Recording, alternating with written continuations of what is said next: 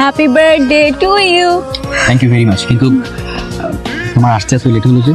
আর বলো, তোমার জন্য কোনো গিফটই পছন্দ হচ্ছিল, পরে লাস্টে একটা গিফট পছন্দ হলো, ওটা নিয়ে চলে আসলাম। ও আচ্ছা আচ্ছা, ঠিক আছে ঠিক আছে।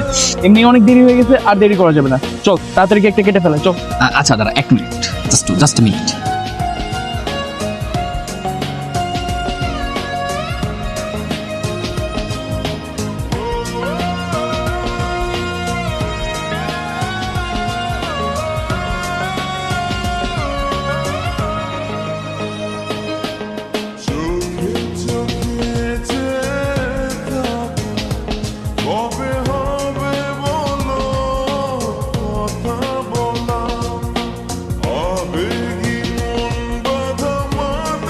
মামা, এখানে কি করিস? ইয়া মানে ভাইয়া, চুপ! মান সম্মানের 12টা বাজে, রাস্তায় দাঁড়া এখানে ছেলেদের সাথে তামাশা করতেছস? আমরা তোকে এই শিক্ষা দিছি তো মা? ভাইয়া কি এমন করেছি আমি? ফারহানের জন্মদিনের কেকটাই তো কেটেছি, তাতে কি কোনো অসুবিধা হয়েছে বলো? তুই আবার মুখে মুখে তর্ক করতেছস? আজকে বাসায় চল, বাসায় গিয়া তোর আমি সব বুঝাবো আজকে। চল। দাঁড়ান, কি সমস্যা আপনার? আপনি এরকম রাস্তাঘাটে চিল্লাচিল্লি করতেছেন, ওর গায়ে হাত তুলতেছেন, ও তো কোনো খারাপ কিছু করে নাই। তোকে না কতবার নিষেধ করছি আমার বোনের আশেপাশে ঘুরবি না, আমার বোনের সাথে মিশবি না, আর তুই আমার বোনকে নিয়ে এসে এখানে রাস্তার মধ্যে বার্থডে সেলিব্রেশন করতেছিস। তোর কি লজ্জা নাই? আপনি কিন্তু আমার অপমান করতেছেন। আপনি খালি তোমার বড় ভাই থেকে আপনাকে সহ্য করতেছে, বলে কিন্তু আপনি এখানে দাঁড়াই থাকতে পারতেন। কি করবি তুই? কি করবি? কি করবো? হ্যাঁ, ভাইয়া আগে ভদ্রলোকের ছেলে হ, তারপর ভদ্রলোকের মেয়ের দিকে নজর দিস। কথাটা ভালো মতো মাথায় রাখিস।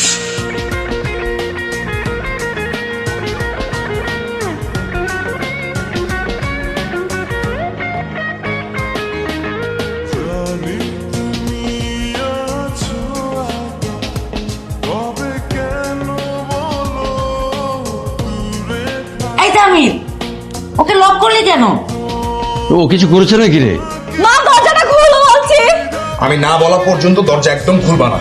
অনেক সহ্য করছি, তোমার মেয়ের প্রেম করা আমি ছুড়ে গেছি। ওকে আবার ওই ছেলের সঙ্গে দেখা করতে গেছিল? করছে তো, অনেক কিছু করছে। আরে অনেক কিছু কি, সেটাই তো বলবি। আমার কাজ আছে এখন, আমি আইসা সবকিছু বলবো। ও যত চেঁচামেচি করুক, যা ইচ্ছা করুক, দরজা একদম খুলবা না। বাস শেষ। বাবা, মা দরজাটা খুলে দাও। আরে আমি একটা জিনিস বুঝতে পারছি না, এত বোঝানোর পরও মেয়েটা কেন একই কাজ বারবার করছে? আমার মনে হয় কি জানো, আমরা ঠিক মতো বোঝাতেই পারছি না। আর বোঝানোর দরকার নাই, বোঝানোর কাজ শেষ। এখন আমি ওর বিয়ে দিয়ে দেবো। কি বলো, এই বয়সে বিয়ে দিয়ে দেবো? এই তোমার কোথায়? এই ছেলে, তুমি এখানে কেন? তোমার কোথায়? তোমার নিতে আসছি। দেখেছো কত বড় বেয়াদব, মাস্তানি করতে এসেছো না? পুলিশ ডেকে 14 শিকের ভাত খাইয়ে দেবো। ডাকেন না পুলিশ, দেখি পুলিশ আমার কি করতে পারে। ডাকেন, পুলিশে বলবেন যে আপনার মেয়ের সাথে আমি প্রেম করছি, এই চোখ তো না, এছাড়া তো আর কোনো অন্যায় নেই।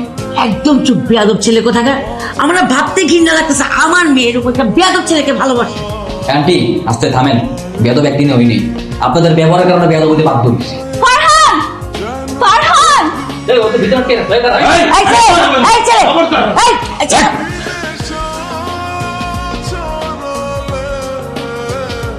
এই, ও তো ডাকাতি করতে আসছে, এই ডাকাত। ডাকাতি করতে আসছি, যারা আমি ভালোবাসি তারা ডাকাতি করতে আসছে। তোমা তুমি চলো আমার সাথে। কোথায়? কোথায় যাবো বুঝো না?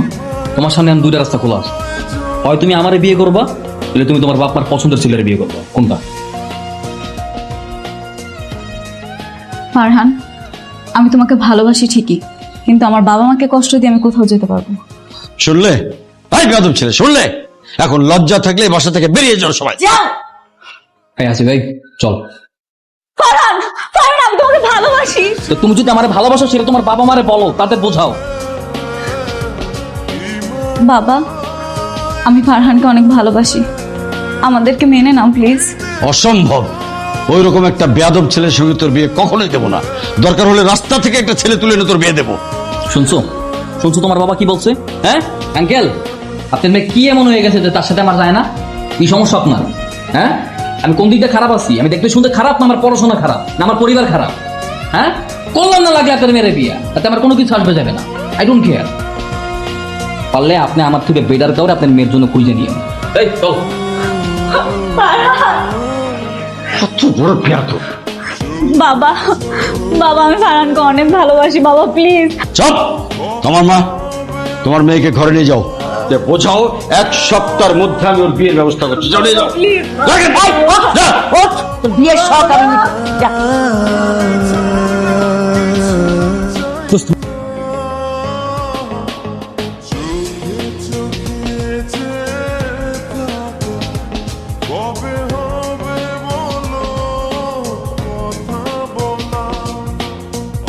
আরে তোমা, কি ব্যাপার হঠাৎ তুমি এখানে? কি একা একা আসছো নাকি কারোর সাথে আসছো? কি কাজে? নিজেকে খুব চালাক মনে করো তাই না? কেন, কি চালাকি করলাম? ফ্রেন্ডদের দিয়ে SMS দাও, নিজে একটা কল পাই সেখান থেকে সরি বলতে পারো না? সত্যি কথা বলতে সেদিন প্রথমবার তোমাকে এতটা রাখতে দেখেছিলাম।